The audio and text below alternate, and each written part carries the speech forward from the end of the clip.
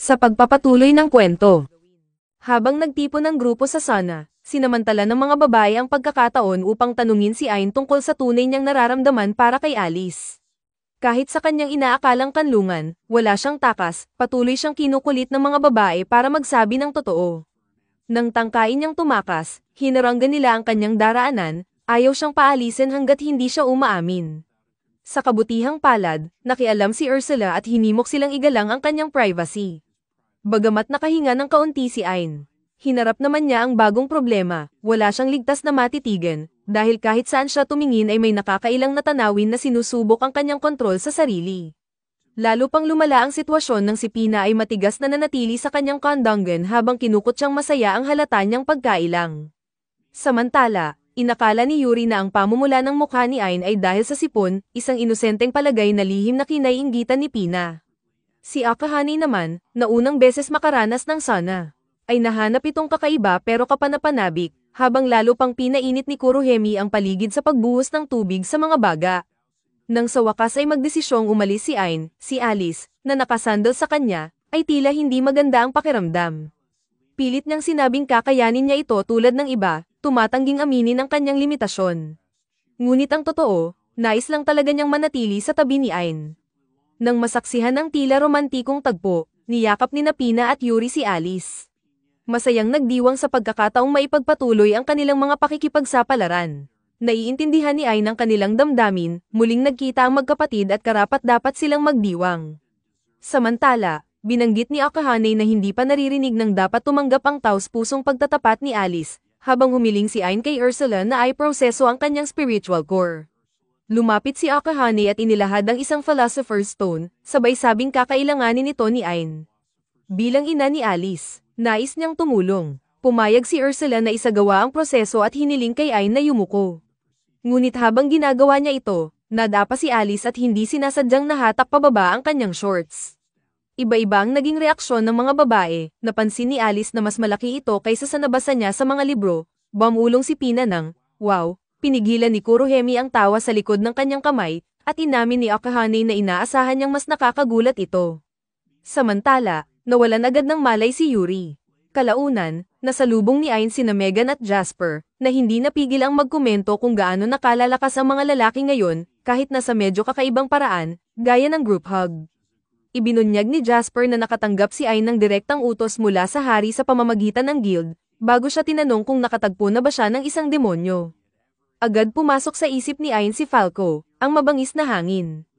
Ayon kay Megan, ilang siglo na ang nakalipas ng palayasin ng mga bayani ng sangkatauhan ang mga demonyo sa pamamagitan ng pagtatayo ng dimensional barrier. Subalit, ang mga bagong ulat ng paglitaw sa teritoryo ni Rick ay senyales ng pagbabalik nila. Inatasan si Ain na puksain ang mga makapangyarihang kalabang ito, sapagkat siya lamang ang may kakayahang tumapat sa kanila. Habang nagpahayag siya ng kagustuhang tulungan ang mga tao ni Rick, biglang sumingit si Ursula at ipinaalala ang tunay nilang layunin. Sumagot si Ain na minsan na rin siyang naging isang tagalabas, noong una siyang iniligtas ng mga espiritu. Higit kanino man, nauunawaan niya ang pakiramdam ng kawalang pag-asa sa harap ng isang napakalakas na kalaban, iyon ang naging realidad niya. Bagamat naroon siya dahil sa tulong ng mga espiritu, naramdaman niyang tungkulin niyang suklian ang kabutihan ng mga ito. Pagkaalis nila sa spiritual eye, isang espiritu ang nagpatunay na matalino ang kanyang pasya. Dahil dito, nagbago ang isip ni Ursula at pumayag na tumulong, lalo na't kapareho ng sitwasyon ni Yuri ang nangyayari kay Rick. Buo ang loob, ipinangako ni Ain na pupuksain niya ang mga demonyo ni Rick. Samantala, sa isang malayong gubat, dahan-daang naglalakad ang isang pagod na grupo. Isang batang babae na si Mia, mahigpit na hawak ang kamay ng kanyang ama, ay umuungol sa gutom. Pinakalma siya ng ama, sinabing papunta sila sa isang lugar na puno ng masasarap na pagkain. Nagniningning ang mga mata ni Mia habang inihahalin tulad ito sa paraiso kung saan naroroon ang kanyang ina. Sa isang banayad ng ngiti, kinumpirma ng kanyang ama na halos ganoon nga ito. Hindi nagtagal, narating nila ang isang lugar kung saan nakatayo ang malalaking bato sa isang tila ritual na porma sayon. Biglang sumigaw ang isang lalaki, inanunsyo ang pagdating ni Panginoong Hydra, kaya't ang lahat ay lumuhad. Nagtanong si Mia kung sino ang Panginoong ito, at ipinaliwanag ng ama niya na siya ang Diyos Ahas na nagpoprotekta sa kanilang nayon. Isa pang taga-nayon ang nagsabi sa kanyang ihandog na ang sakripisyo. Sa malungkot na tinig, Tinawag ng ama si Mia, sinabing dadalhin siya ng Diyos sa langit, ngunit hindi siya pwedeng sumama. Sa kabila nito, hindi man lang nagpakita ng takot si Mia at ngumiti pa sa pag-aakalang muli na siyang makakasama ng kanyang ina. Naalala niya kung paano umiiyak araw-araw ang kanyang ama matapos mamatay ang ina, at hiniling niyang sana'y huwag itong umiyak sa kanyang pag-alis, dahil wala na siya upang panasan ang mga luha nito. Walang pag-aalinlangang tumakbo siya papunta kay Panginoong Hydra, na nagreklamo sa kaunting alay matapos ang napakahabang paghihintay. Nakapikit at nakapulupot ang mga kamay sa panalangin, nakiusap si Mia sa Diyos na dalhin siya sa langit. Ngunit sa huling sandali, biglang sumugod ang ama. Isinigaw na hindi niya kayang gawin ito. Nagulat ang mga taga-nayon at tumayo, galit na nagtanong kung ano ang ginagawa niya, ito lang ang paraan nila para mabuhay. Sa sobrang pagmamakaawa, hiniling ng ama na siya na lang ang kainin ni Hydra. Nagumpisang magtalunan sa pagtatalo ang maraming ulo ng serpiente, bawat isa may sariling opinyon, hanggang sa isa ang nagpapaalala ng kasunduan, kailangang maghandog ng babae kada buwan. At ngayong nilabag ito, pagbabayaran na ng sangkatauhan ang sukdulang kapalit. Sa sandaling iyon, bumuga ng makapal na lilang usok ang isa sa mga ulo ni Hydra, na nagpasuray-suray sa mga kalalakihan sa isang baliw na ulirat, nagbagsakan sila habang bumubula ang mga bibig. Litong-lito si Mia at nagtanong kung ganito ba talaga ang asal ng isang Diyos. Gayunpaman, biglang sumugod ang isa sa mga ulo ni Hydra, nakangangat handang lamunin siya, ngunit dumating si Ain sa huling saglit, at nagtayo ng isang makinang na mahiwagang harang upang protektahan ang bata.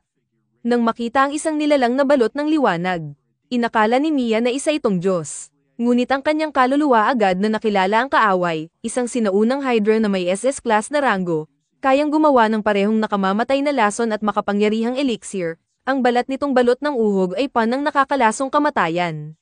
Napagtanto agad ito ni Ain at agad na tinawag si Yuri upang tumulong. Sa isang milagro, nalinis ang mga Nalason at muling nakatayo ang kanilang mga katawan. Napaatras si Hydra sa gulat, paanong isang karaniwang mandirigma ang kayang alisin ng lason niya sa isang sulyap lang. Si Ain man ay namangha sa lakas ng spell ni Yuri. Walang pag-aatubili, inutusan niya ang mga taga-nayon na tumakas habang siya naman ang humarap sa halimaw. Ngunit tinawanan lang siya ni Hydra, isang tao lang daw, at ang lason niya ay sapat na. Subalit agad bumunot ng espada si Ain, at sa isang iglap, nagsanga ang kanyang atake sa napakaraming hiwa na bumaon at nagpira-piraso sa katawan ng Hydra. Sa gitna ng kanilang tagumpay, nagdiwang ang mga kalalakihan ng buong saya, isa pa nga'y naalala na ang mandirigmang ito ay kilala sa Royal Capital bilang ang pumuksa ng sinaunang mga dragon. Sa isipan ng bayani, sinuri ni Ursula ang kanyang teknik, napansin niyang pinagsama ni Ain ang espada niya sa purification magic ni Yuri upang mapawi ang lason at makapagbigay ng isang tiyak na suntok. Ang papuri ay ikinagulat ni Ain, lalo't napagtanto niyang hindi pa siya kailanman pinuri ni Ursula noon. Gayunpaman, sinuri ng espiritu ang kakayahan ng Hydra, ang dalawang katangian nito sa paggawa ng parehong lason at gamot, pati na rin ang koneksyon nito sa mga ritual ng paglilinis at pamamahinga. Humarap si Ain sa mga taga-nayon at humiling na makausap ang kanilang pinuno. Ngunit ang dating masiglang mga magsasaka ay biglang natahimik, yuko ang mga ulo sa lungkot. Nagpasalamat ang ama ni Mia, inamin niyang kung hindi dahil kay Ain ay malamang patay na silang lahat, ngunit sa kaibuturan ng kanyang puso, nagtanong siya kung ang kamatayan ba ang mas mahabaging kapalaran. Habang unti-unting nag-alisan ng mga taga-nayon, pumiglas si Mia mula sa pagkakayakap ng kanyang ama at tumakbo kay Ain. Luhaan ang mga mata habang taos-pusong nagpapasalamat sa nagligtas sa kanila. Mapagkumbabang itinanggi ni Ain ang pagiging isang Diyos, ngunit nangakong poprotektahan ang mga ngiting nasa paligid niya, isang layuning, aniya, kasing sidhi ng kalooban ng isang Diyos. Ang kanyang mga salita ay nagdulot ng ginhawa kay Mia, at masaya siyang bumalik sa piling ng kanyang ama. Samantalang si Ain ay kailangang ipagpatuloy ang paghahanap sa pinuno ng nasabing lupain. Pagkatapos ng mahabang paglalakbay, nakarating sila sa isang nakakagulat na malinis at magarang mansyon, napakalinis at kaaya-aya, malayong-malayo sa kalunos-lunos na paligid. Pumasok ang binata, ipinakita ang kanyang Adventurers Guild ID, at mainit siyang sinalubong ng isang lalaking ikinagalak na makita ang kilalang pumuksa ng sinaunang mga dragon. Ipinakilala ng lalaki ang sarili bilang si Nin Von Rick, at magalang na inalok ng cake at tsaa. Ngunit sa unang kagat ng dessert, nalasahan ng binata ang matinding alat nito. Gayunman, nang tanungin kung masarap ba ito, nagpanggap siyang natuwa. Tuwa ang nadama ni Nin sa papuri, kaya tinikman din niya ito, at agad na napaluhod sa sahig. Natamba dahil sa sobrang alat at kahihiyang napagkamalan niyang asukal ang asin. Matapos umamin sa kanyang malalang kabagalan at pagiging lampa, inilipat ni Nin ang usapan sa mas seryosong paksa. Nang tanungin tungkol sa biglaang pagdami ng mga demonyo sa rehiyon, tila tunay siyang naguguluhan. Ang Rick ay nasa hangganan ng Icewood, isang lugar na pinamumuguran ng mga halimaw, kaya't pinaniniwalaan niyang dulot ng takot ang mga maling ulat na mga halimaw lang ito, hindi demonyo. Ngunit iginiit ng binata na kailangang magsagawa ng investigasyon, lalo na't katatapos lang niyang patayin ang isang Hydra bago makarating sa bayan. Sa pagkarinig nito, napuno ng matinding panghihinayang si Nin. Ayon sa kanya, ang pagkawala ng Hydra ay mag-iiwan ng butas sa proteksyon ng nayon laban sa mga halimaw. Nag-init ang ulo ng binata sa narinig. At mariing sinabi na ang halimaw na iyon ay humihingi ng buhay ng tao kapalit ng proteksyon, paano niya magagawang tumahimik habang muntik ng lamunin ng isang bata sa harap mismo ng kanyang mga mata. Gayunpaman, nanatiling matatag si Nin. Para sa kanya, malinaw ang pagpipilian, ang isakripisyo ang isa para mailigtas ang daan-daan ay isang kinakailangang kasamaan. Maliban na lamang kung balak ng binata na manatili at bantayan ang nayon habang buhay, ang kanyang tungkulin ay nagtatapos sa pagkatalo ng kalaban. Samantalang ang mga mamamayan ay kailangang patuloy na mabuhay. Bilang pinuno ng lupaing ito, pasan ni Nin ang responsibilidad na protektahan ang iniwan ng kanyang yumaong ama, anuman ang maging kapalit. Habang paalis, tahimik na pinagninilayan ng binata ang kanilang naging pag-uusap, nababagabag sa lohikang ipinakita ni Nin. Hindi siya matahimik sa ideyang kailangang isakripisyo ang isa para sa nakararami. Sa sandaling iyon, lumitaw si Yuri. Aminado siyang hindi niya nauunawaan ang ganoong kalalim na pag-iisip, ngunit alam niya ang isang bagay. Dapat tahakin ng binata ang landas na pinaniniwalaan niyang tama, sapagkat iyon ang tunay na mahalaga. Samantala, sa mansyon ni Nin, umiiyak siya sa pagkamatay ng Hydra na parabang nagluluksa sa isang mahal na alaga. Buong pag-aalala siyang sumisigaw sa harap ng isang salamin na tinatawag na Shadow, sinasabing kailangang mapalitan ang nilalang na iyon. Ngunit walang pakialam si Shadow sa kanyang pagdadalamhati. Ayon dito, madali lamang palitan ang Hydra, ang tunay na balakid ay ang mandirigma mismo. Alam nilang dalawa na taglay ng batang iyon ang lakas para puksain ang mga S-rank na sinaunang dragon. Para sa nilalang sa salamin, ang binata ay hindi isang Diyos o bayani, isa siyang demonyo. At kung nais ni Nin na mapanatili ang kaligtasan ng kanyang lupain, kailangan niyang patayin ito. Bagaman sandaling nag-alinlangan, tuluyang nadala si Nin sa mapanlinlang na pananalita ng salamin at nagpa siya na sumunod. Nang may pag-aalangan niyang tawagin si Shadow bilang Viscount Demon, napangisi ang nilalang at tinawanan ng pagiging madaling malinlang ng sangkatauhan, at sinabing hindi magtatagal at tuluyan na rin niyang makokontrol ang katawan ni Nin. Samantala, habang sinusuri niya ang nayon ng Rick, nadiskubre ng mandirigma ang isang guho sa panlabas na pader, matagal nang pinabayaan at nagkakandurog, na marahil ay dahilan kung bakit patuloy ang pag-atake ng mga halimaw. Malapit doon, tinanong niya ang isang babae tungkol sa kanilang pinuno, ngunit natakot ito, nabitawan ang mga panggatong, at dali-daling tumakbo palayo. Ang reaksyong ito ay kahalintulad ng takot na nakita niya sa mga lalaki nang mabanggit si Nin, na lalong nagpatibay sa kanyang hinala na may mali sa nayon. Nagpatuloy siya at lumapit sa isa pang taga-nayon upang magtanong, ngunit agad siyang pinigilan ng lalaki, sabihing wala siyang masasabi. Marami na raw adventurer at tagapagmanman ang dumating noon, ngunit iniwan lang silang naghihirap. Upang ipakita ang kanyang punto, itinuro niya ang isang tuyot at tigang na bukirin, dating masagana, ngunit ngayon winasak ng tuloy-tuloy na mga halimaw. Hangad ng mga taga-nayon ng isang payak na buhay, ngunit ngayon ay nahaharap sila sa mabigat na pagpipilian. Mamatay sa gutom o mapunit ng mga halimaw. Wala nang ibang masabi pa ang lalaki, kaya't pinaalis siya. Ngunit imbes na umalis, tumapak siya sa lupang tuyot at ginamit ang kanyang Earth Arts, Universal Garden at Universal Seeds, na agad nagpanumbalik ng lunti ang bukirin na pan ng ani. Pagkatapos, hinarap niya ang sirang panlabas na pader at ginamit ang Art of War, na lumilikha ng matayog at matatag na muog na pumalibot sa buong nayon. Nang matapos ang kanyang gawain, inatasan niya ang mga taga-nayon na tawagin siya kung muling may panganib. At pinaalalahanan silang ang kaligtasan ay nakasalalay sa pagpili ng buhay kaysa sa pagsuko. Sa huli, yumuko siya bilang tanda ng kababang loob at taos-pusong inialay ang kanyang tulong sa nayon ng Rick. Ang lalaki ay napuno ng tawa, natutuwang makita ang kakaibang hiling na ito sa gitna ng ganitong matinding sitwasyon. Pangalawa na itong pagkakataon na nakatagpo siya ng ganitong mga salita, ang una ay mula sa dating pinuno, ang ama ni Nin. Noong panahong iyon, ang nayon ay nasasangkot sa hidwaan. Ngunit iniutos ng yumaong pinuno sa kanyang mga tao na huwag sumuko, sapagkat kapag nawala ang isang buhay, wala nang magagawa upang maibalik ito. Ayon sa taga-nayon, ang dating pinuno ay matapang, mabait, at puno ng buhay. Ngunit, nagsimula nang mag-collapse ang lahat ng magtamo ng kapangyarihan si Nin. Doon din lumitaw ang Hydra, hindi ito isang pagkakataon lamang, sapagkat si Nin mismo ang nagutos ng sakripisyo. Bukod pa roon, ipinataw niya ang labis na buwis at pinabayaan ang mga depensa ng nayon. Kaya't maraming tao ang napilitang lumikas sa kanilang mga tahanan. Ngunit sa kabila ng lahat ng ito, nakita ng magsasaka ang isang sinag ng pag-asa sa batang mandirigma, at nagpasya siyang ipaglaban ang kinabukasan ng Rick.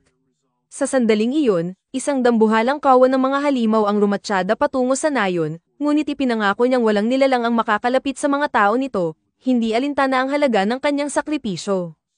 Pagtahak sa pader, iniiwasan ni Ayn ang battlefield, ang pinakamasamang takot niya ay nagiging totoo, isang walang katapusang hukbo ang umaatake. Mabigat ang babala ni Ursula, kung malulupig ang mga depensa, tiyak ang kapahamakan, at ang kapalaran ng nayon ay tiyak na nakatakda na. Si Yuri, puno ng tensyon at pagkadalian, ay humihingi ng estratehiya ni Ayn. Habang siya ay nag-iisip, ang mata niya ay napako sa mga malulungkot na mamamayan ng nayon, naghahanda para sa hindi maiiwasang laban. Ang tanawin ay nagbabalik ng mga alaala ng mga nakaraang tagumpay, muling nagpapaliyab sa layunin na dati niyang pinanghahawakan. Puno ng determinasyon, iniutos niya kay Yuri na umatras sa kanyang mata at inutusan ng mga mamamayan na magtago. Habang tumataas ang langit, naaalala niya ang kanyang pangako upang pangalagaan ang kanilang mga ngiti. Kung libo-libo ang maglalakad, libo-libo rin ang babagsak. Sa matibay na paniniwala, inilabas niya ang spiral bullet laban sa walang patid na pagsulong ng kalaban. Ngunit, kahit na ang pagkawasak ay dumaan sa kanilang mga ranggo, ang laki ng kalaban ay nagpadama na parang walang saysay ang kanyang mga pagsisikap. Sa kabila ng kanilang napakagulang bilang, ang mga halimaw ay nagpapakita ng hindi kapani-paniwalang koordinasyon, tumatalon sa ibabaw ng kanilang mga kasama upang mapabuti ang kanilang paglapit. Nang sila ay sumugod, inactivate ni A ang super evaluation, pinapabagal ang oras upang durugin sila gamit ang edge of the wind at blink of an eye. Muling umangat, pinalakas ang labanan, nagmumula siya ng gravitational well bago pagpapakawalan ng spiral bullet, nilalamon ng buong battlefield. Ang isang pag-atake mula sa likod ay hinarap gamit ang matalim na pagtutok, tinugon niya ito gamit ang back attack at double more, nagkalat ng mga clone bago pinutol ang mga halimaw gamit ang bakal na kawad. Habang tumatakbo ang mga mamamayan ni Rick sa takot, biglang hamupa ang kaguluhan. Nanginginig sila, humarap, at nakita nila ang naging kinalabasan. Ang bayani na ipinadala upang protektahan sila ay nag-iisa, at ang bawat halimaw ay nawasak na. Babala ni Ursula na ang patuloy na pag-atake ay magdudulot ng kanyang kapahamakan, ngunit hindi magpapatalo si Ayn hanggat hindi nahulog ang huling kalaban. Upang tumano sa kanyang pangako, pinakawalan niya ang Steel Cutter IMB, sinundan ng Expansive Cut, ang saklaw nito ay hindi matutukoy. Ang mga espiritu sa kanyang loob ay nagmamakaawang magpigil, ngunit hindi niya pinansin ang kanilang mga hiling. Nang ang isa pang horde ay umikot sa kanya, wala nang pag-atres. Matatag, isinasagawa niya ang sword draw attack, agad na pinuputol ang bawat kalaban na malapit sa kanya. Ang battlefield ay naglaho sa pagkawasak, ang mga halimaw ay pinatay, si Ayn ay halos nakatayo na lang. Dumating si Yuri, nagulat sa sobrang pagkawasak, hindi maikubli ang kanyang paghanga. Nang matapos ang kanyang misyon, si Ayn ay bumagsak na, ubos na ang lakas. Mahinang bamulong siya na ang pagpapangalaga sa Rick Village ay isang magaan na pakiramdam. Ngunit pinayuhan siya ni Yuri na tumahimik, at nagbigay pansin sa kanyang paggamot. Ipinagpatuloy niya ang pagpapahid ng piraso ng World Tree Drop sa kanyang halos walang malay na kasamahan. Pinagmamasdan siya ni Ursula sa katahimikan, ang kanyang katatagan ay kamangha-mangha, ngunit kahit ang paggaling ni Yuri ay nahihirapan na makasabay. Ang katotohanan ay nananatili, ang nag-iisang mandirigma na ito ay nagwasak ng isang buong hukbo. Bagamat siya ay nasa bingit ng pagkatalo, ang spirit of nature ay bumalik upang buhayin siya. Habang bumabalik ang kanyang kamalayan, napansin ni A na siya ay napapalibutan ng mga mamamayan, ang kanilang pasasalamat ay hindi matutumbasan para sa bayani na nagbuwis ng lahat. Pagkatapos, may isang lalaki na nagsabi ng isang mabigat na kaisipan, magpapatuloy ba sila sa pag-asa sa tadhana habang ang isang banyaga ay muntik ng mamatay para sa kanila? Sumuko sila sa kawalan ng pag-asa, ngunit siya ay lumaban. Hindi ito pwedeng manatili sa ganitong kalagayan. Ang mga mamamayan ay nagbigay galang. Nalulungkot na ang kanilang tunay na kaaway ay ang kanilang Panginoon. Ngunit, ang mga salitang puno ng galit ng lalaki ay pumutol sa kanilang mga pasubali, ang mga dahilan ay hindi magbabago sa kanilang kapalaran. Masyado na silang matagal na nagbuwis ng buhay ng mga mahal sa buhay, naghihirap sa isang malupit na buhay. Pagkatapos, hinamon niya sila, hindi ba nila naramdaman ang isang pag-alab nang nakita nilang magbuwis si A ng lahat para sa kanilang nayon, ang kanilang dangal. Ang kanyang mga salita ay nagbigay sigla sa lahat. At sabay-sabay nilang tinanggap ang katotohanan, sila rin ay kailangang lumaban, dahil ang siklo ng paghihirap na ito ay kailangan ng matapos. Nagdiwang si Yuri habang ang kanilang wasak na mga espirito ay muling nagningges, at ibinigay ang kredito kay A sa kanyang hindi matitinag na determinasyon. Ito ay nagbigay sa kanya ng matinding kaligayahan. Habang nagmumuni, inamin ni A na marahil ay napalapit siya sa pag-unawa kay Yuri. Naguguluhan, nakikinig si Yuri habang binabalikan niya ang pagpapakita ng espiritu nang sila ay unang magkita. Ngunit may isang mas malalim na nangyari. Sa huli, ipinagkaloob sa kanya ng World Tree Spirit ang dangal, tiwala, at tapang, isang init na hindi pa niya nararamdaman. Kung maibabahagi niya man ang kahit isang piraso ng iyon sa mga mamamayan, nakatagpo siya ng kapanatagan sa pagiging kaunti na lang tulad ni Yuri. Pagkatapos ng lahat, nais niyang makita ang mundo sa mata ni Yuri, palaging nasa kanyang tabi. Habang ang damdamin ng kanilang pagkakasama ay nananatili, ang mga magsasaka ay nagtipon. Naaakit sa tahimik na pagiging malapit ng kanilang palitan, na unti-unting nagpapadama sa kanila ng kanilang koneksyon. Gayunpaman, pinipilit pa rin ng mga mamamayan na magpatuloy, iyan ang daan ng kabataan. Samantalang sa iba pa, malinaw na ang kanilang determinasyon, babangon sila laban sa pamumuno ni Negan. Habang nagtatapos ang deliberasyon ng mga tao, dumating ang Panginoon mismo, nagtatanong kung ano ang nilalaman ng kanilang usapan.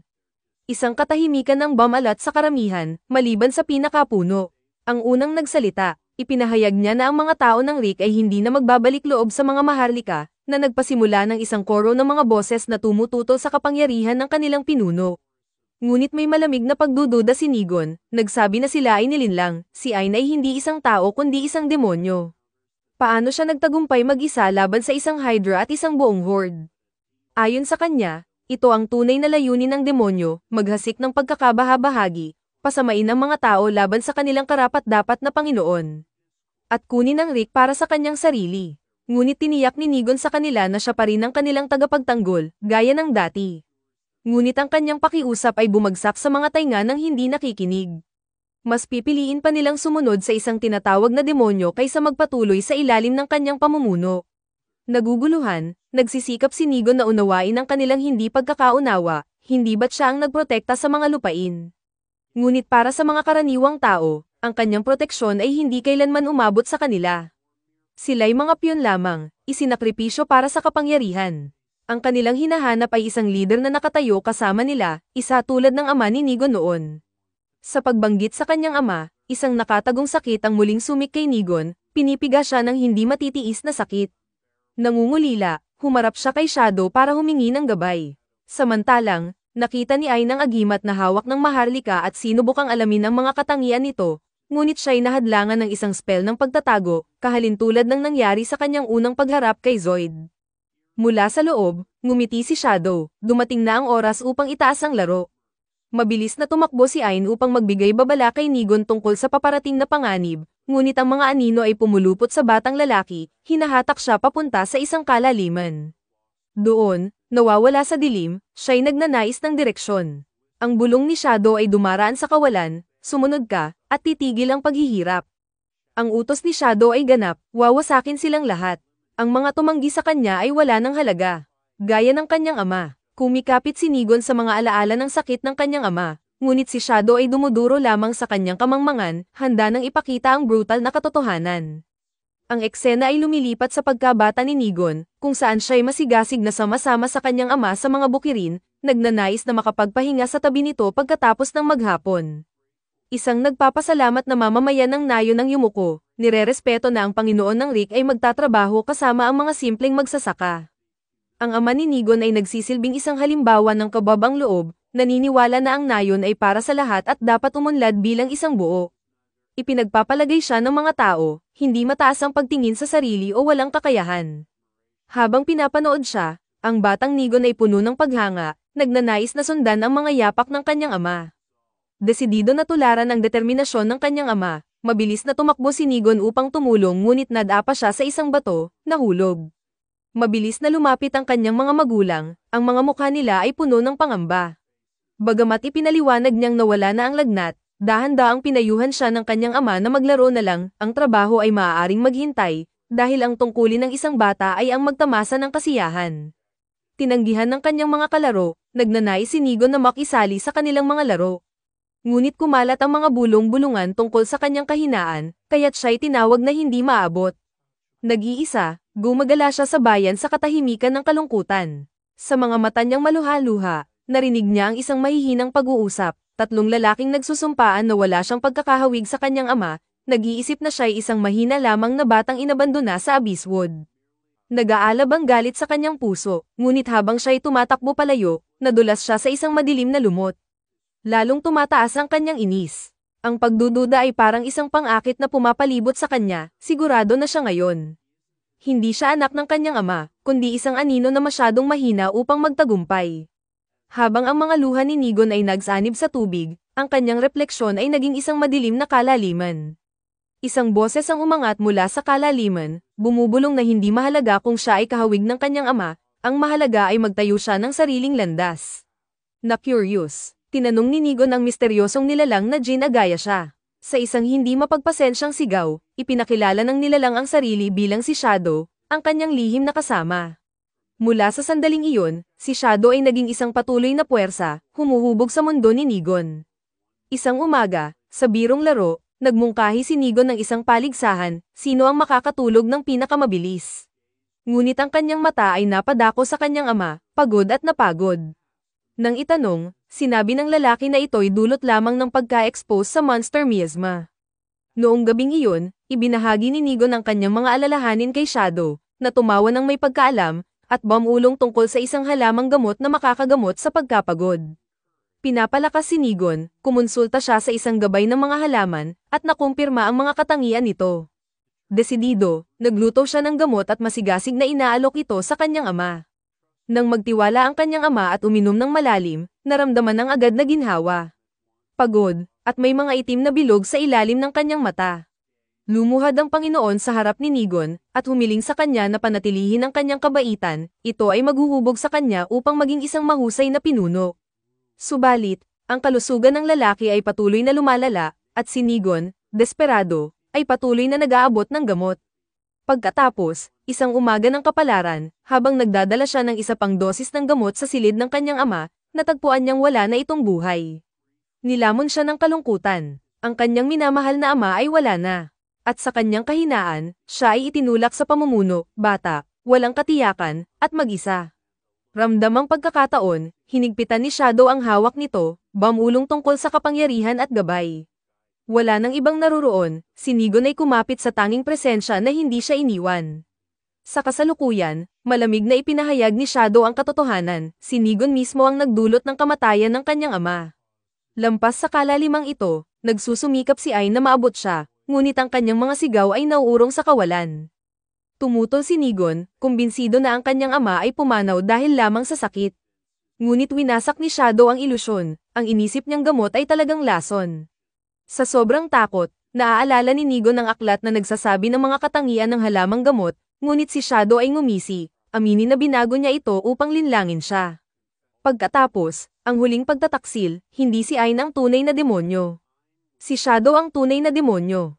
Ang kanyang tunay na layunin ay ang pag-angkin sa ama ni Nigon upang makalikha ng isang daan para sa human trafficking patungo sa demonic realm.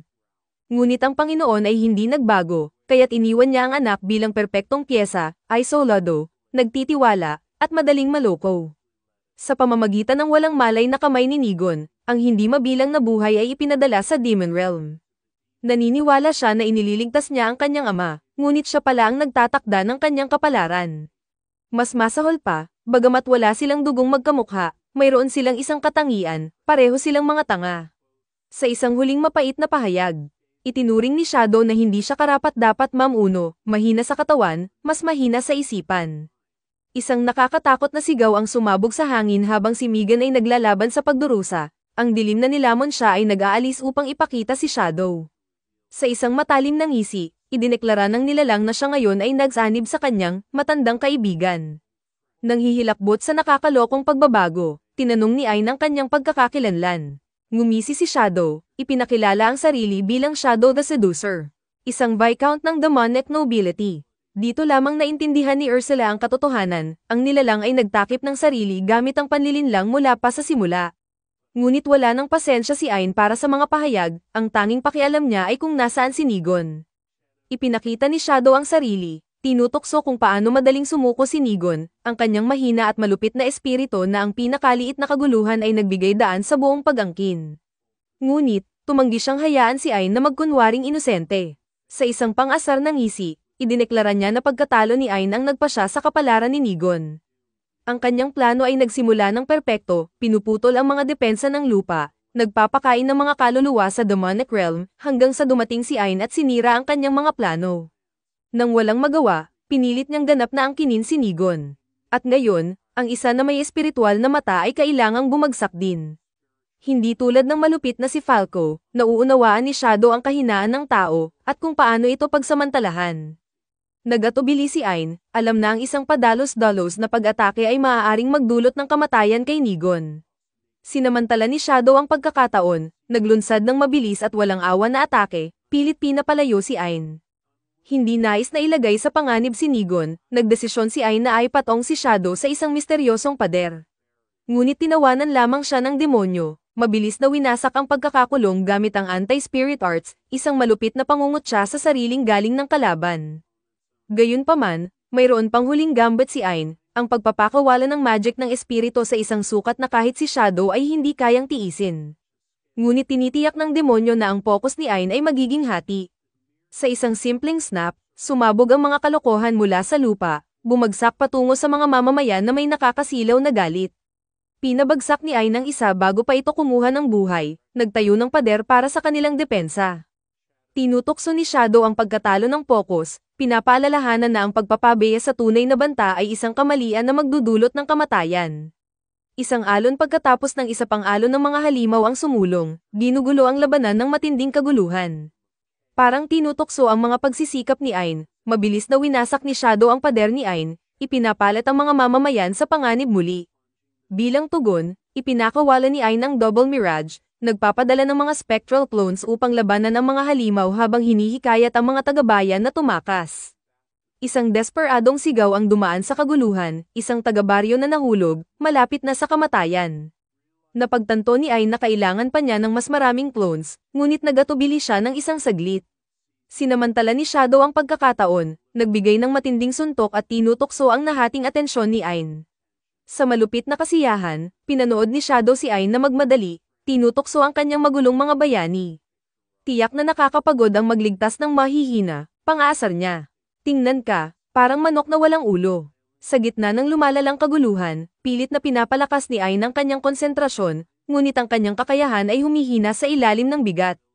Ang instinto ay nagtutulak sa kanya na tumugon, ngunit nagatubili siya, nasa loob pa si Nigon. Sa halip, pinapalakas niya ang sarili gamit ang immovable fortress, tinitiis ang walang tigil na pag-atake. Galit na sumabog si Ursula, tinanong na walang silbi ang depensa lang, ang pagiging passive ay magdadala lang sa kapahamakan. Alam ni Ayn ito, ngunit tumanggi siyang isakripisyo si Nigon. Bumuo siya ng isang plano, ipuno ang kanyang atake ng purifikasyon ni Yuri, ngunit may alinlangan pa rin.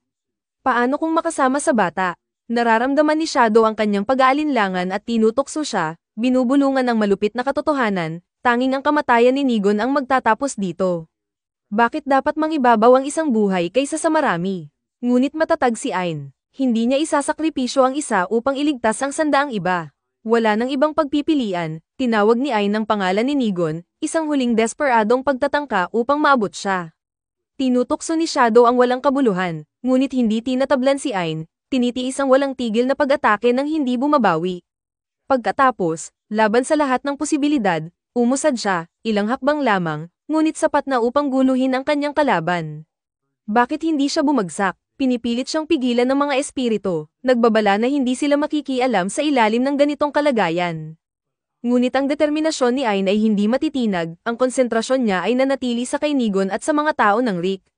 Pinatawag ang bawat lakas, tumalon siya pasulong, hinawakan si Shadow sa kwelyo, at ipinangako na poprotektahan ang lahat. Walang pag-aalinlangan, tinaman ni Ain ang kanyang noo sa kay Shadow, pinapahulog siya sa lupa. Lubog sa kalaliman ng hawak ni Shadow, si Nigon ay lumuhod, nakayuko, nalunod sa kalungkutan. Puno ng kasalanan, pinipilit niyang kumbinsihin ang sarili na ang bawat trahedya ay nagmula sa kanyang kahinaan. Na magiging mas mabuti pa ang mundo kung wala siya. Ngunit sa kabila ng nakakalunod na dilim, may isang boses na sumulpot, tinatawag siya. Mahina sa simula, ngunit lumalakas, tumatagos sa dilim. Lampas sa kalaliman, nananawagan si Ain na lumaban siya, pinapaalala sa kanya ang pangako na minsang ginawa upang protektahan ng Rick. Ang mga salita ay nagpasik ng isang apoy sa loob ni Nigon, isang uling ng determinasyon, isang alaala ng kanyang ama, at ang lakas na minsan niyang hinahangad. Isang mas malalim na katotohanan ang nagbukas sa kanyang loob, hindi lang pala ito tungkol sa pagtatanggol ng lupa. Ang kanyang ama ay minahal, pinaligiran ng init, at ang kanyang kabutihan ay ibinalik ng 10 beses. Marahil, higit sa lahat, nagnanais si Nigon ng parehong ugnayan, upang ipakita ang malasakit na minsang ipinasya ng kanyang ama na panatilihin, upang isang araw ay maging tunay at marangal na Panginoon. Sa gitna ng kaguluhan, isang pinuno ng magsasaka ang nagpasok ng pang-akit sa mata ng isang halimaw. Na nagbukas ng kahinaan nito. Tinipon ng ilang kasamahan upang iligtas, tinawag niya ang mga taga-baryo upang lumaban, para kay Nigon. May pag-aalinlangan. Bakit nila ipagpapaliban ang kanilang buhay para sa batang siyang nagdala sa kanila sa kapahamakan? Ngunit pinaalala ng leader sa kanila ang kanilang pangako, na iwaksi ang sisi at kumilos. Ang galit ay kailangang maghintay. Ang kaligtasan ay nangangailangan ng pagkakaisa. Napukaw ng kanyang mga salita, pinagtibay ng mga taga-baryo ang kanilang mga sarili. Hinawakan ng mga armas na maaari nilang makuha, handang hamanin ang dilim. Natrap sa kalaliman ng hawak ni Shadow, si Nigon ay nalunod sa guilt, kumbinsidong ang kanyang kalikwan ang nagdala sa pagkawasak ng Rick.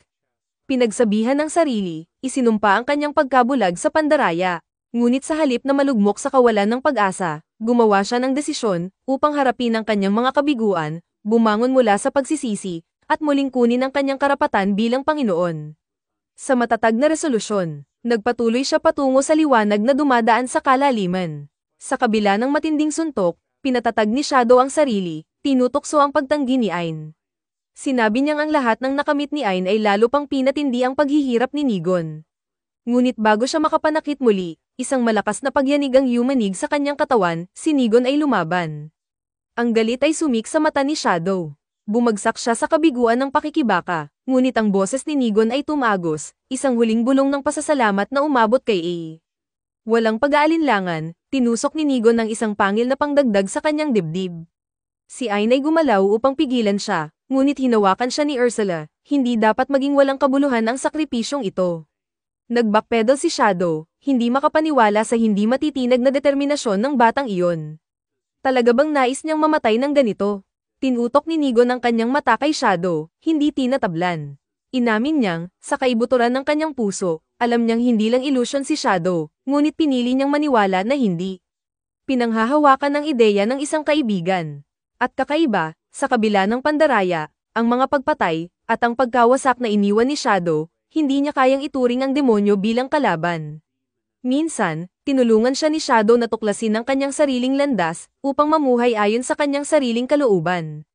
Marahil ay lahat ito ay manipulasyon, isang tela ng mga kasinungalingan na pinaikot para sa pakinabang ng demonyo, ngunit hindi nito binubura ang isang hindi maitatangging katotohanan. Minsang iniligtas siya ni Shadow. At kay Nigon, ang ugnayang iyon ay totoo. Ang anino ay tumawa ng may pang-iinsulto kay Nigan, tinuturing siyang mahina at sentimental na tanging pon bago malamig na utusan siyang mamatay mag-isa. Nang walang pag-aalinlangan, naglaho siya, ang kanyang anyo ay nagbago sa isang maliit na hybrid na palakadaga, at tahimik na kumawala. Nang makita si Mia, sinubukan niyang pasukin ang kanyang katawan, ngunit tumagos ang espada ni Ain sa kanyang bungo ng tumpak. Mabilis na humarap si Ain kay Nigan, pinapalakas ang kapangyarihan ng pagpapagaling ni Yuri. Ngunit hindi gumaling ang sugat. Dumarating ang panghihina ng loob hanggang dumating si Yuri, pinapalakas si Ain at sinisigurado na ang kanilang mga emosyon ay makararating sa kanya. Habang paulit-ulit na tinatawag ang pangalan ni Nigan, ang kanilang mga tinig ay nagbabalik sa kanya mula sa kawalan. Nang magmulat siya ng mata, niyakap siya ng mahigpit ni Ain at Yuri. Ngunit, Nang malaman ang kanyang kalagayan, umatras siya at tinanong kung bakit siya nila iniligtas. Iginiit niyang mas mabuti pang mamatay siya. Ngunit nanindigan si Ain at sinabi na hindi siya papayag na may sinuman, lalo na si Negan, na mamatay. Dumating ang mga taga-bukid, at inihayag ng kanilang pinuno na hindi kayang magbayad ni Negan sa pamamagitan ng kamatayan. Kailangan niyang tiisin ang galit at kalungkutan ng mga tao na kanyang pininsala, wala nang ibang opsyon kundi magbayad. Napagtanto ni Negan ang pagkakataon na ito para sa pag-asa, at ipinahayag ang kanyang pasasalamat. Ngumiti si Yuri ngunit biglang bumagsak dahil sa pagkapagod. Nahuli siya ni Ain at dinala sa ilalim ng isang puno. Habang binabantayan siya, nagmuni-muni si Ain kung paano kung si Shadow ang kanyang nakatagpo at hindi si Negan, baka ang kapalaran niya ay pareho ng kay Negan. Ang pag-iisip na iyon ay nagpapalakas ng galit niya sa mga demonyo na nang-aabuso sa mga mahihina, at nangangako siyang wawasakin ang lahat ng mga ito. Lumabas sina Ursula at ang iba pa mula sa mata ni Ain upang tingnan si Yuri, habang nakita ni Pina at Alice si Shadow, na patuloy na humihinga kahit na tinamaan ng espada ni Ain. Lumingon siya at patuloy na lumiliit, sinubukan niyang tumakas, ngunit mabilis siyang nahuli ni Pina sa isang barrier. Tinawag niya si Ain, at napanood nila habang tinatanong ni Ain si Shadow tungkol sa layunin ng mga demonyo sa kanilang walang tigil na pang-uusig, na may kaparusahan ng pagkapuksa. Nakipag-ayos si Shadow para sa kalayaan kapalit ng katotohanan. Nanatiling tahimik si Ain, kaya't nagpa siya si Shadow na aminin ang utos na ipapatay siya. Pinilit ni Ain na alamin ang pinagmulan ng utos. Ngunit nang bigla niyang marinig ang pangalan ni Edith na mula kay Shadow, sumabog ito ng biglaan. Ipinagpalagay ni Ursula na ang pagsabog ay isang spell na pangkaligtasan, na nagsisiguro na ang pagkakakilanlan ng utak sa likod ng lahat ng ito ay mananatiling nakatago. Binanggit niya na sila ay nakaharap sa isang matalino at maingat na kalaban. Habang nagpaalam si Ain sa mga taga-bukid, humiling si Negan ng isang huling kahilingan na nais niyang mangyaring pangasiwaan ni Ain ang kanyang teritoryo. Dahil hindi sila makakaligtas nang wala siya. Inulit ng mga taga-bukid ang kanyang pakiusap, kaya't nagatubili si Ain. Pagbalik nila sa kabisera, tinawag si Ain ng hari, at ibinunyag na sumuko si Negan at formal na nagpetisyon na ipamana kay Ain ang rehiyon ng Rishep. Naguluhan, nakikinig si Ain habang ipinaliwanag ng hari na balak niyang gawaran siya ng pamana at lupa, anuman ang mangyari, kaya't magiging kapwa kapaki-pakinabang ang kasunduan. Bigla, pinilit ng lahat na tanggapin ito, at siniguro nilang sila ang bahala sa mga komplikasyon. Napuno ng bigat ng responsibilidad, at sa huli, pumayag si Ain, niyakap ang titulo at ang lupa. Mabilis na kumalat ang balita ng tagumpay ni Ain laban kay Shadow kay Echidna, na naramdaman ng paghanga at ginhawa, kung nabigo siya, malulugi ang kanyang mga plano. Bigla, dumating si Iona, isang gothic na mababang demonyo, saksi sa kanyang nabubulok na alagad, at tinanong si Echidna tungkol sa kanyang pagkahumaling kay Ain. Ibinunyag ni Echidna ang natatanging mata ni Ain. Ngunit itinakwil siya ni Iona bilang isang ordinaryong tao. Sumagot si Echidna, hindi basta tao ang makatalo kay Falco at Shadow.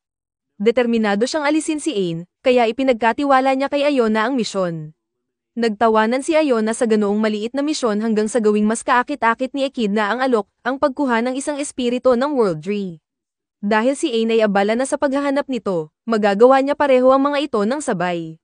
Naintriga, tinanggap ni Iona ang alok, tiwala sa kanyang kahusayan.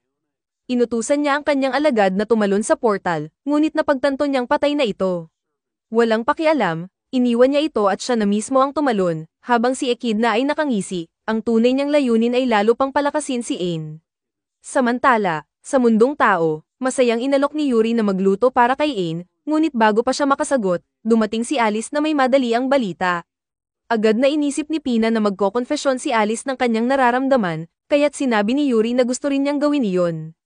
Hindi apektado si Alice at nilinaw, ang prioridad niya ay mahanap ang kanyang mga kapatid, at ginagamit niya ang kanyang mga kakayahan para hanapin ang ibang world trees.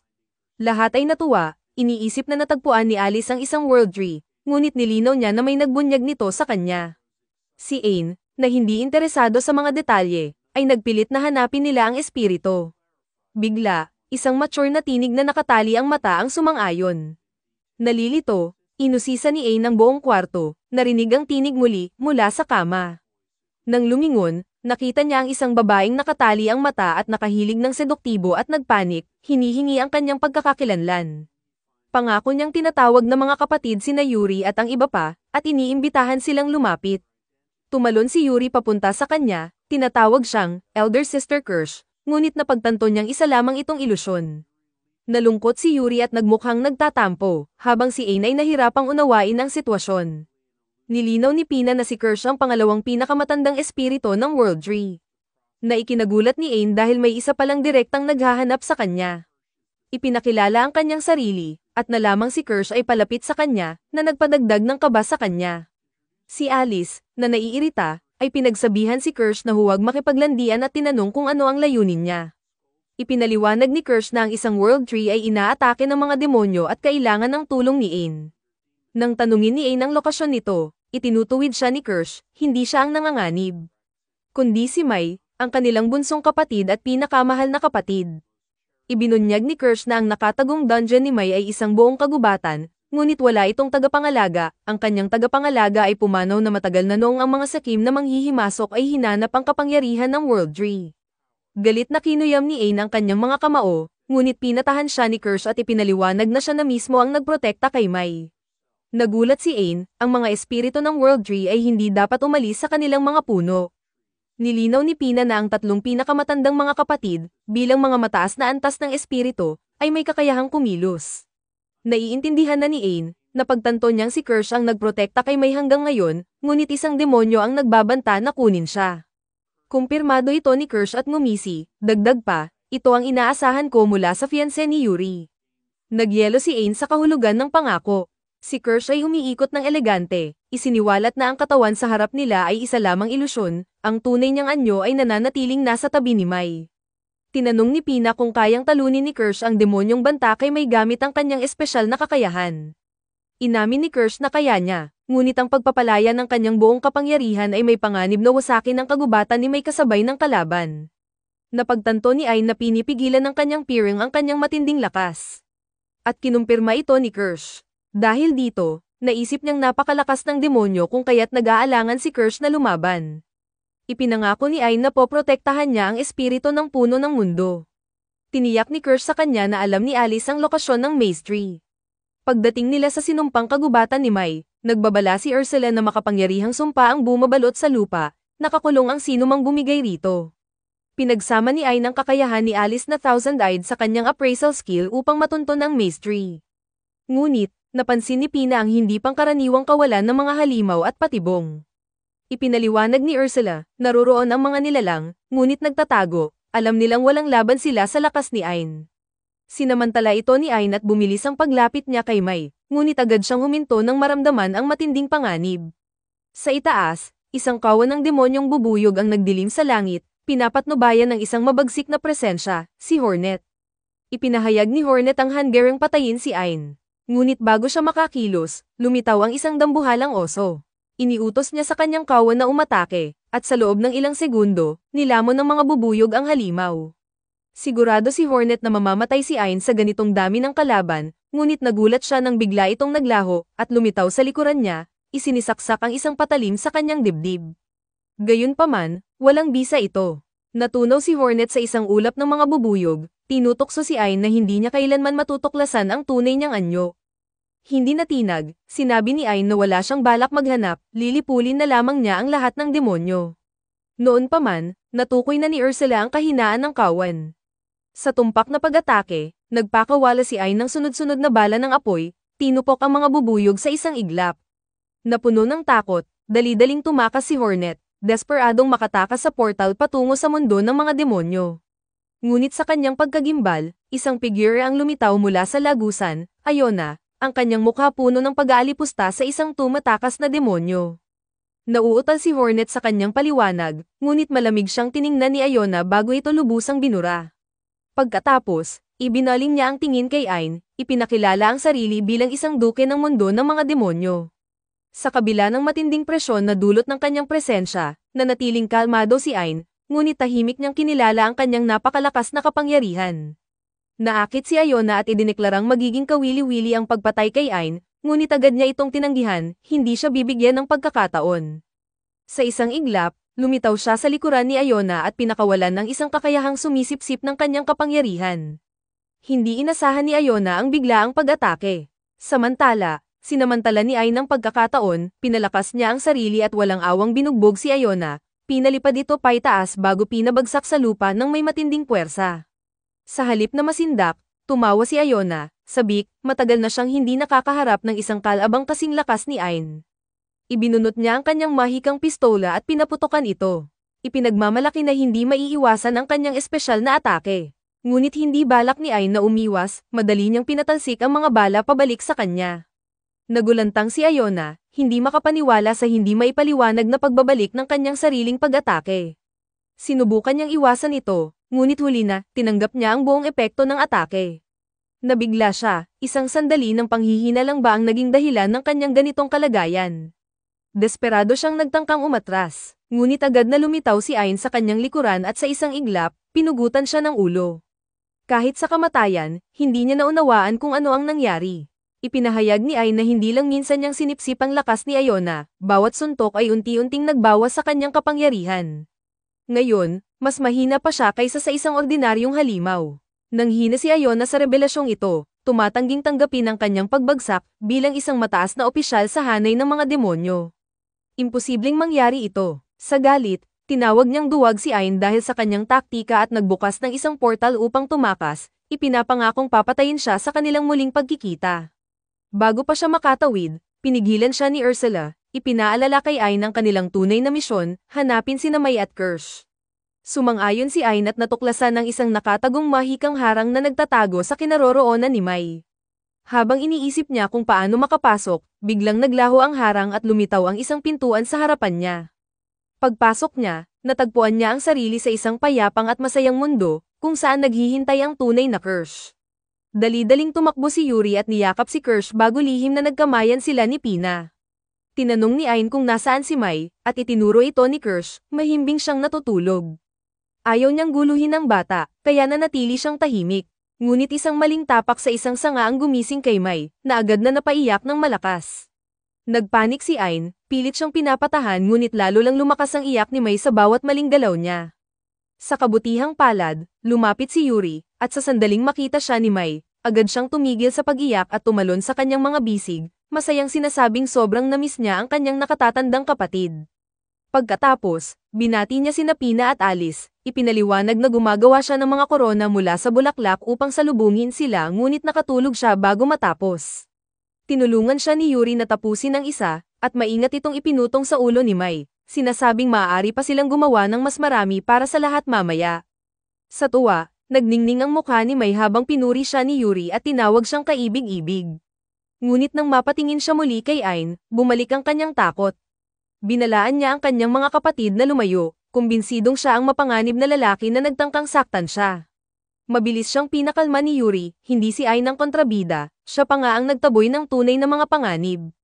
Dahil tiwala siya kay Yuri, nagrelax si Mai at humingi ng paumanhin sa maling akala. Ngumiti lang si Ain at sinabing wala iyong problema. Biglang nagbago ang kilos ni Mai, masigla niyang hiningi ang mga headpats, umupo sa kandangga ni Ain, at ipinalipad siya ng mataas. Natatawang pinagbigyan siya ni Ain, ngunit nang magpilit pa siyang mas mataas, napagpasyahan niyang tumalon. Hindi inaasahan, masyadong malakas ang kanyang talon, lumipad sila ng mas mataas kaysa sa inaakala niya. Biglang kinabahan si Ain, matatakot kaya si Mai. Pati sina Yuri at ang iba pa ay naghanda na sa pagluha ng bata. Ngunit nang ligtas silang lumapag, hindi nagpanik si Mai. Sa halip, humalakhak siya ng malakas, sinasabing iyon ang pinakamasayang karanasang naranasan niya. Ipinagmamalaki niyang isinama si Ain sa listahan ng kanyang mga paboritong tao. Lahat ay napabuntong hininga sa ginhawa, kung hindi niya nagustuhan si Ain, tiyak na isang malaking pag-aalboroto ang mangyayari. Maya-maya, sabik na tinanong ni Mai kung maaari siyang sumama kay Ain. Lumingon ito kay Kirsch para humingi ng pahintulot, at pumayag naman siya, piniling maiwan upang bantayan ang puno ng mundo. Saglit na nag-alinlangan si Ain, iniisip kung mas gugustuhin ni Kirsch na manatili kasama ang kanyang mga kapatid. Ngumiti lang si Kirsch at inamin na totoo iyon, at taos-pusong nagpasalamat kay Ain sa pagbibigay sa kanila ng pagkakataong magkasama. Tiniyak ni Ain kay Kirsch na magtatayo siya ng isang harang sa paligid ng puno ng mundo ni Mai at mag-iiwan ng isang kopya ng sarili upang agad silang maalerto sakaling may banta. Maluwag na huminga si Kirsch bago ipatawag ang isang nakatagong puno na naglalaman ng espiritu nilang dalawa ni Mai. Ipinagkatiwala niya ito kay Ain bago humarap sa kanyang mga kapatid, hayagang idineklara na mananatili na siya sa piling nila mula ngayon. Habang nag-uusap ang magkakapatid, lumapit si Ursula at marahang tinapak si Ain sa likod. Inamin niyang humanga siya sa pagsisikap nito na ipagkasundo na niya si Yuri sa 4 sa kanyang mga kapatid, at sa natitirang 4, tiwala siyang magtatagumpay pa rin siya. Biglang nagbalik tanaw si Ain sa kanyang nakaraan, muling inalala kung paano siya dating isang bigo bago nakilala si Yuri. Inamin niya kay Ursula na sa kauna-unahang pagkakataon, natagpuan niya ang tunay na dahilan ng kanyang paglalakbay, pangalagaan ng kaligayahan ni Yuri at ng kanyang mga kapatid. Idinagdag pa niya na ngayon, ipinagmamalaki na niya ang sarili at ipagpapatuloy niya ang paghahanap ng kahalagahan sa kanyang ginagawa. Naalala ni Ursula ang dating mahina at duwag na si Ain. At halos maluha siya sa laki ng pagbabagong kanyang nasaksihan. Gayunpaman, ayaw niyang ipakita ang kanyang emosyon, kaya itinago niya ito sa pamamagitan ng isang malakas na sipa, sabay sabing ibigay na sa kanya ang mga espiritong puso. Iniabot ito ni Ain, at walang alinlangang ipinasok ni Ursula ang mga ito sa kanyang artipisyal na mata, agad na pinagkalooban siya ng evil eye ni Kirsch at kakayahang tree creation ni Mai. Sa pagsasanib ng mga kapangyarihan, higit pang nagbago ang kanyang mata. Ngayon ay nagkakaroon na siya ng kakayahang makakita ng mga aura. Nagbabala si Kirsch na ang kanyang evil eye ay may kakayahang burahin ang kahit ano sa loob ng saklaw ng kanyang paningin, ngunit may malaking kapalit, ito ay ubod ng taas sa konsumo ng mana at may mabibigat na epekto sa kanyang katawan. Pinayuhan niya si Ain na gamitin ito ng may matinding pag-iingat. Bahagyang nabahala si Ain at nagpas siyang ipanatili ito bilang huling sandata. Samantala, tuwang-tuwang ipinaliwanag ni Mai ang kanyang regalo. Sabay demonstrasyon ng kanyang kakayahan, isang napakalaking puno ang biglang lumitaw mula sa wala, ikinagulat ni Ain. Ipinaalam naman ni Ursula kay Ain na ang bago niyang paningin ay nagbigay sa kanya ng kakayahang makita ang aura, isang kakayahang lubos na nagpapalakas sa isang mandirigma.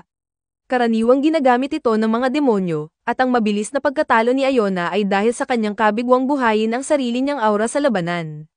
Dagdag pa rito, ibinunyag ni Ursula na dahil sa kanyang kamakailang pag-level up, ang kanyang espada ay nakuha na rin ng isang anti-demon aura, na lalong magpapadali sa kanyang mga laban-laban sa mga demonyo. Sa kanilang mga bagong natamong kakayahan, nagtungo sina Ain at ang kanyang mga kasamahan sa kastilyo ni Negan, na magiging kanilang bagong base. Sa kanilang unang araw doon, agad na sinimulan ni Ain ang isang malawakang paglilinis, na ikinagalak naman ni Yuri. Hindi masyadong masaya si Pina, samantalang si Alice naman ay determinado na mapahanga si Ain. Sa kabilang banda, si Kirsch ay tulog pa rin matapos ang isang gabi ng matinding pag-inom, at si Mai ay nag-aalboroto, mas gustong maglaro kaysa gumawa ng mga gawain sa bahay. Ngunit, matagumpay na nakumbinsi ni Ain ang lahat na magtulungan, at maayos niyang inorganisa ang mga pangkat para mapabilis ang paglilinis. Pinili niyang makipagtulungan kay Alice sa pag-aayos ng aklatan, kung saan bumangon muli ang mga alaala ng kanilang unang pagkikita. Habang magkasama sila sa aklatan, naramdaman ni Alice na ito na ang tamang pagkakataon upang ipagtapat ang kanyang nararamdaman. Subalit bago siya makapagsalita, walang malay na tinanong siya ni Ain kung mahilig ba siya sa mga libro. Dahil sa maling dinig, inisip ni Alice na si Ain ang tinutukoy niya at nag-aatubili, naging nahihiya at namula. Bago pa man siya makapag-isip ng maayos, sinabi ni Ain ng pabiro na pareho sila ng nararamdaman, patungkol sa mga libro. Laking gulat ni Alice at napuno ng kasiyahan, kumbinsidong tinanggap ni Ain ang kanyang nararamdaman. Subalit habang sinusubukan pa ni Ain na ipaliwanag, isang aklat na hindi nakatali sa lugar ang tumama sa kanyang ulo, kaya siya ay nawalan ng malay. Samantala, si Pina ay nagsubok gumamit ng ilusyon para magpanggap na naglilinis ng kusina, ngunit madaling nahulog sa kanyang paka na si Kuro at pinilit siyang gawin ito ng tama. Sa kabilang bahagi, sina Yuri at Ursula ang naglinis ng mga paliguan. Ngunit, dahil sa pagiging sobra niyang protektibo, napasubsob si Ursula at tumama ang kanyang ulo sa isang haligi nang subukan niyang saluhin si Yuri na medyo nadulas. Habang naiirita, sinabi ni Yuri kay Ursula na kailangan niyang mag-relax at magtiwala na kaya niyang maranasan ang mga bagong bagay nang hindi laging binabantayan. Ipinahayag ni Yuri na nais niyang magsikap at magdala ng kaligayahan kay Ain, dahil ang kaligayahan nito ay siyang nagpapasaya sa kanya. Naantig, nagpa siya si Ursula na buong pusong suportahan ang lahat ng pagsisikap ni Yuri. Samantala, sina Kirsch at Mai ang namahala sa bodega, kung saan nadiskubre ni Mai ang isang ipis at masayang ipinahayag na ito ang magiging bagong alaga niya. Habang si Kirsch ay halos mag-activate ng evil eye niya sa gulat, mabilis na itinapon ni Mai ang insekto nang walang pag-aalala. Pagkatapos, natagpuan ni May ang isang aparador na puno ng mga damit, at sabik nilang tinignan ni Kirsch ang mga outfit. Samantala, natapos na si Ain sa paglilinis at tumungo upang tingnan ng iba, ngunit nagulat siya nang makita si Yuri na pababa ng hagdan sa isang napakagandang damit. Wala sa sarili, natulala siya sa kagandahan ni Yuri, hanggang sa mapansin ito ni Yuri at ipaliwanag na nahanap niya ang damit sa aparador sa bodega na nakita ni Mai. Nahihiya, tinanong ni Yuri si Ain kung maganda ba siya, habang namumula sa saya nang tawagin siyang kaakit-akit ni Ain. Ngumiti si Yuri at hinawakan ang kamay ni Ain, at dinala siya sa isang selebrasyon para sa pagdating ni Kirsch at Mai. Pagpasok nila, napansin ni Ain na lahat ng babae ay nakadamit ng elegante, samantalang siya ay mukhang isang tagalinis pa rin. Mabuti na lang at inihanda na nila ang isang outfit para sa kanya, pero nang mag-atubili siya, agad na hinailan ni Ursula ang kanyang mga damit at siya na mismo ang nagbihis sa kanya ng walang pakundangan. Habang nagsisimula ang kasiyahan, masayang hinailan ni Yuri si Ain papunta sa dance floor, ngunit nagdalawang isip si Alice, pakiramdam na siya ay napag-iiwanan. Nang maramdaman ni Yuri ang insekuridad ni Alice, inimbitahan niya ito na sumama, at iginiit na mas magiging masaya sila kung magsasayaw ng magkasama. Tinawag pa ni Yuri ang ibang mga kapatid, at nagbigay ng musika si Kira gamit ang kanyang plauta. Masaya nilang pinagsaluhan ng sayaw, at habang ang gabi ay nauurong, lumabas sina Ain at Yuri upang panoorin ang paglubog ng araw. Puno ng pasasalamat, nagpasalamat si Yuri kay Ain sa muling pag-uugnay sa kanyang mga kapatid.